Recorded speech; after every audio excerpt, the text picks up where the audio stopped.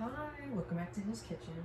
I'm making vegan mac and cheese from Tabitha Brown's recipe or her cookbook. I'm a little nervous because today I discovered at the grocery store is that Miss Tabitha, she ain't really put measurements on her stuff. So I really had to do some guesswork to figure out what I needed, how much I needed of it, and I'm not happy with that. But like, it is what it is. I already have my water boiling for my pasta. This is a second pot of soon-to-be boiling water for the vegetables. You have to buy butternut squash and potato, which I feel a russet potato with that. I don't know if that's gonna make a difference, but I'm trusting her. Oh, and today's topic is contentment. The internet said you only really need 2 cups. I don't even know how much that makes, but period. The russet potato and the butternut squash are gonna go in the second pot, so I'm gonna deal with that right now, and we're gonna get into the tea. I'm immediately regretting this. Like, why is the squash fighting back? Tabitha set me up. I don't know about all this. Ooh, how is the pasta supposed to cook? This is embarrassing. You know what? I'm gonna do it like Miss HelloFresh taught me. We're gonna do like 8 to 10 minutes. So, period. Contentment. That's the major key. If you can get that together, it'll change your whole life. I would define contentment as just radical acceptance regarding your circumstances to the point where it begets peace and serenity. If you reach radical acceptance, then nothing really bothers you deeply. Like, yeah, there are things you don't love about it, but it's not enough to like move you. It's not enough to like make you turn your back on God or make you hate your life. You've reached peace about it. Then you can actually just roll with the punches of life without everything being the end of the world. And I'm not gonna lie, I struggled with contentment for the majority of my life because things always bothered me. I was always so ambitious to the point where nothing was good enough for me, and that's not healthy. Like, that will have you mad when you should be happy. That will have you sad when you could be joyful. This is the only life you got. And if you struggle with contentment that deeply, you wasting a lot of life when you don't need to be. When the pandemic was just started and I was sitting with some truth about life in the future, and I was just like, the best days of your life are only gonna come once, whatever that looks like for you. And so realistically, if it only comes once, how do you then perceive the rest of your life? You're not gonna get those milestones over and over and over again. You're not gonna feel that high every day. So if you're chasing the high, how are you really gonna make it all make sense in it? Because ultimately that high is gonna make up what, 10% of your life max? So what about the other 90%? Is that suddenly not worth it because you're not on a mountaintop, because you're not at the center of attention, and things aren't, the Kodak moment you feel like they ought to be? You gonna really miss out on your whole life on the road because you're gonna spend it either lamenting about what is or lamenting about what isn't. If you're lamenting what isn't, then you're like, oh, this sucks. Like, I should be here, I should be there. Like, why don't I have more money? Why am I not in a relationship? Da, da, da. And then if you're lamenting what is, you're like, I'm supposed to make it work with this little apartment, this little check, this bad job. Like, I deserve better. Da, da, da. Like you could always come up with a reason for why it could be better. And you make points. It really could be better. But at the same time, and if it didn't, if it never changed, if it never got better, if it never improved, would you still be okay? And if you can't answer yes to that, I feel like that's something that needs to be addressed. Okay, hold up. I feel like this isn't even working. I feel heat, but it's not bubbling. I'm a little concerned. Now, meanwhile, my macaroni is doing wonders. I will say this, you live enough life, you realize actually my season ain't that bad because it really could be worse, and you don't know what's around the corner. Some things really take on new meaning once you see what then comes next. No season is perfect. They all have their flaws, but they also all have their goal. And I've realized contentment is actually the ability to spin straw in a goal. It's not about finessing. It's not about lying to yourself. It's legit. You just having a different perspective that makes you say, okay, you know what? This isn't all bad. Like, there are things that I can appreciate, things that I love, things that make my life worth living, right here, right now. It doesn't have to be perfect. It doesn't have to be my wildest dream come true. There are things about this that I can take hold of and be happy about and be content with, even though it ain't everything, even though it might be everything. To reach that point is beautiful. Nobody can take that away from me. Not a single soul. I feel like my macaroni is done on the low, which is bad because I have not done literally anything else in the recipe. Oh, was I supposed to put seasoning in here? Oops. This just in. I broke my nail while trying to open McCormick's, so I'm not happy about that. But it is what it is. Now, I'm probably putting too much in, but I am black, so I will make sure my food is seasoned. I'm about to switch these, because this is done. This is not done. And I don't really know what her problem is. You ever had something just not work? Like, no matter how hard you try, it's just not working. That's me right now. That's really me. These are not my knives, and I'm paying the price. I'm so fed up. I'm literally about to put this whole thing in there. I'm finishing with this. She just didn't make the cut. So something I was gonna say was, I say that point about mountaintops, 10% versus the 90%, because when life got really hard in different seasons, especially when the pandemic first jumped off, I wasn't really hung up or like, I guess, romanticizing the 10%, the mountaintops. It was the mundane that I really missed. The things that I thought I cared most about aren't really what I care about. Like, it was the day-to-day that I suddenly longed for, even though in the moment it didn't seem like nothing. The day-to-day didn't mean nothing to me at 16, at 21. But when life got hard, I was like, oh wow, that was actually when I was really living. That was actually what I think about now, even though I'm not even old and gray. They're the funny stories we'll tell. And I'm like, how many interesting memories do you have? Because it can't only be made up of milestones. It's got to be deeper than that, because you're only going to have so many milestones. So it is about the music you were playing when you were like lost, looking for somebody's house, the little things you did to make it work when you had nothing, everything that happens in between, even though it seems like nothing at the time. That's what I'm saying. And contentment will have you appreciate that. It will have you look for that instead of being like, oh, how can I get to the end faster? How can I get on the other side of this faster? You're like, actually, I'm gonna miss this, and I'm gonna miss it because I'm gonna remember this. I'm gonna make sure that this means something to me, so that no matter what happens, I'll always remember this feeling. I'm gonna go ahead and do my little sauce. This is silk. This is almond yogurt. This Tabitha requested. The recipe online said a cup, but this is less than that. It's like 6 ounces, so it's like 3/4 of a cup. Now, some would say, Autumn, what are you doing making a vegan recipe? Are you even vegan? To which I would say, I am pescatarian, thank you very much. Proud of it. And that's my business, as Tabitha says. I have to do 2 tablespoons of butter.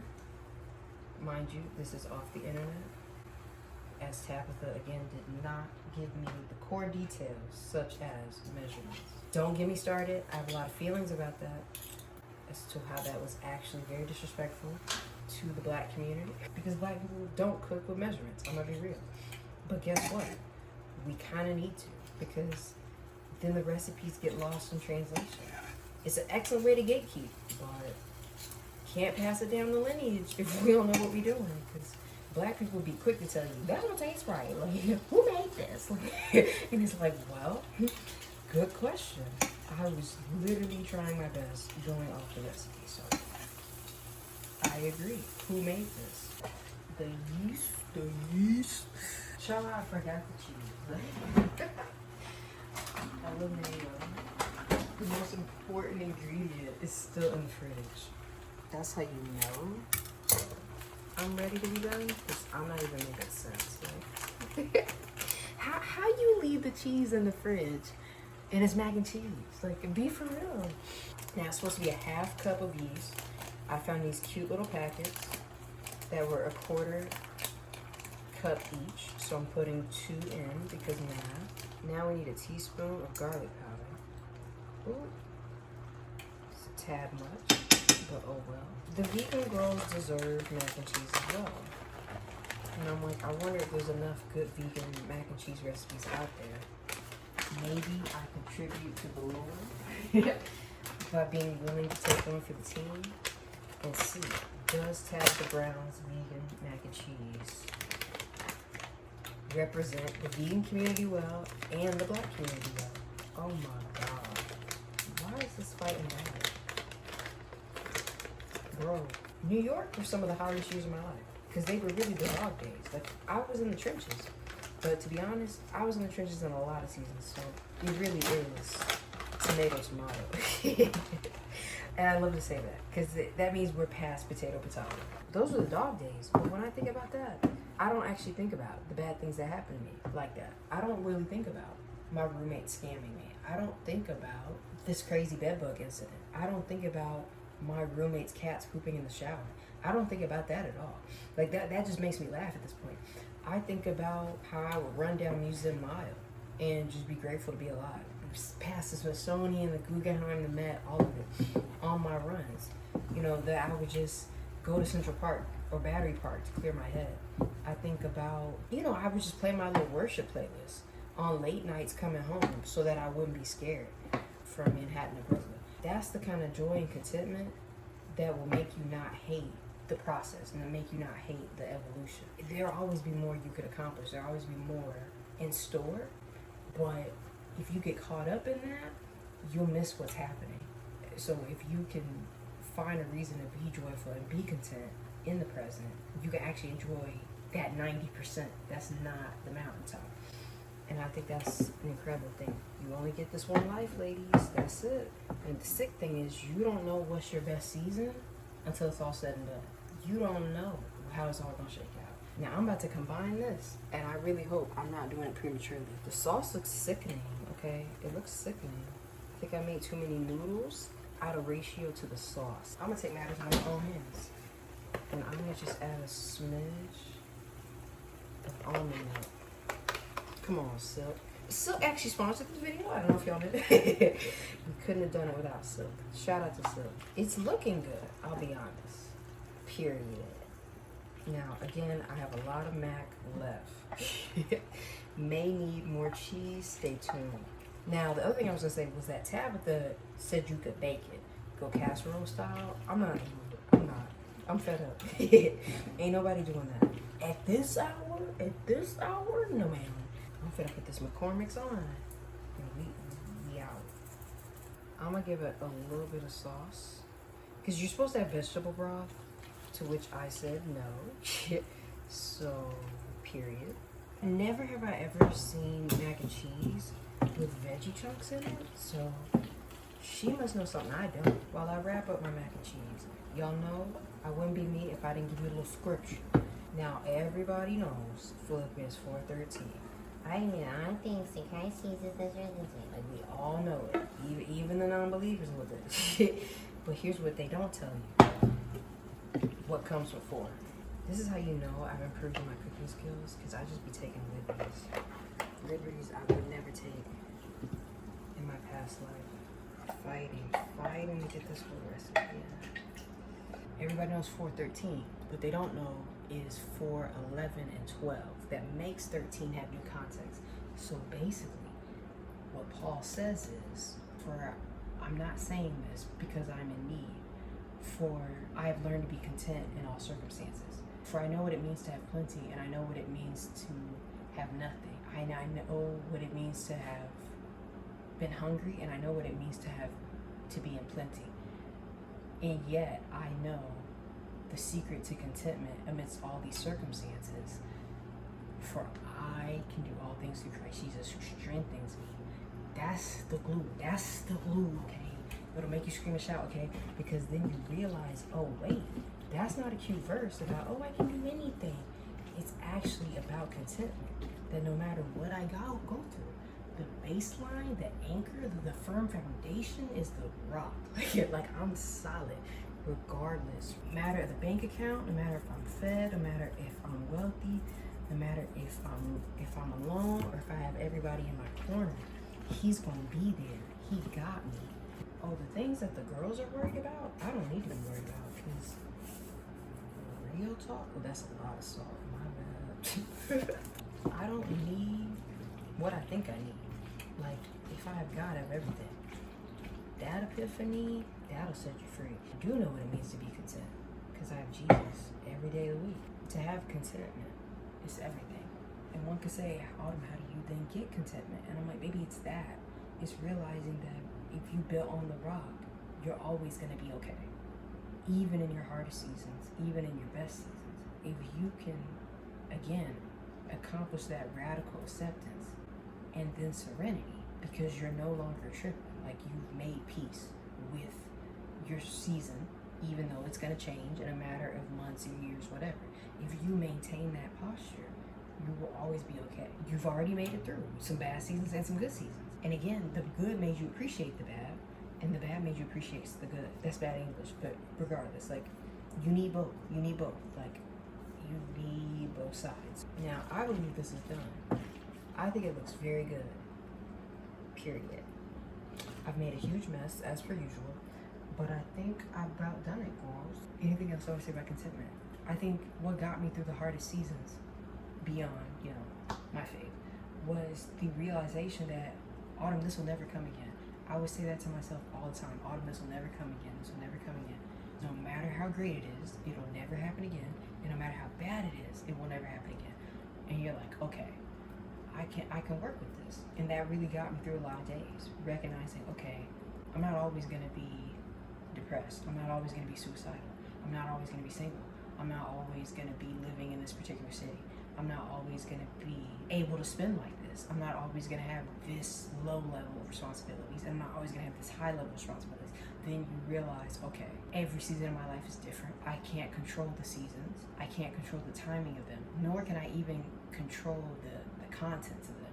That's not meant to create fear and dread in me. That's meant to create excitement and variety for me, because that's what makes life life. Like, it's the color of it. It's the dynamicism of it. It's the spice of it all. If it were one note, one style, one color, one energy the whole time, it would be boring. Who would watch? I wouldn't want to live it. It'd be lame. I'm living for God. I've lived such a colorful, wild, extraordinary life, and it's still going. So it's like, how could I not be content? Because in theory, he could just let me die. He could just abandon me.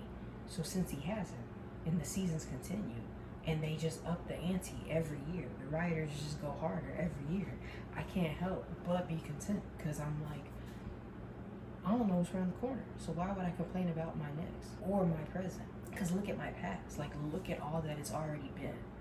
In one life, I've seen a million little miracles. I've seen so much go down that I can't help but be excited. If you don't live up to the hype, we never had this conversation. You never saw this video. I just want to have a good dinner and not embarrass myself on camera. All right, here we go. Oh, what? I could use a bite with potato. Okay, that has a little bit of potato.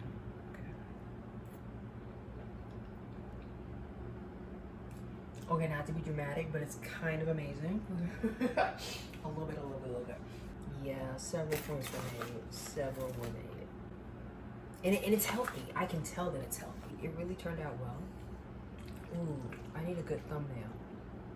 Yes. Ooh, the smoke. Sorry about the angle, the lighting, all of it. Y'all been new. The budget is low. She's a work in progress. Anyway, thank you so much for watching. And this is one that's a little weird, but I think it's kind of good. I think it's a bit of a serve. And I hope you enjoyed it. Please like, comment, share, subscribe. And I will see you next week. Bye.